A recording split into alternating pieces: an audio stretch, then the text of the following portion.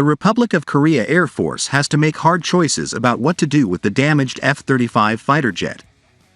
According to local media, Air Force officials have faced a difficult dilemma regarding repairing one of the broken F-35s, which collided with an Eagle during takeoff and was severely damaged.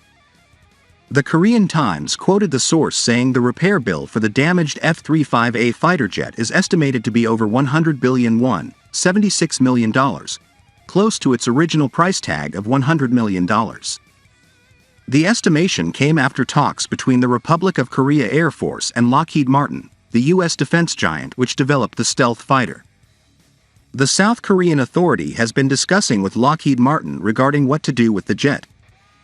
After considering the economic and safety ramifications, a decision to trash or repair it will be made, the official said. In 2022, the jet took off from a Korean military airfield in Cheongju, North Chungcheong Province, and was flying at an altitude of 330 meters when an Eagle collided with it. According to the Air Force, the big bird went through the jet's bulkhead and was sucked into the machine's left vacuum pump, destroying hydraulic pipes and electricals for the jet's landing gear. The pilot, with the landing gear destroyed, had to make a belly landing, which requires skilled maneuvering for a successful touchdown without destroying the plane.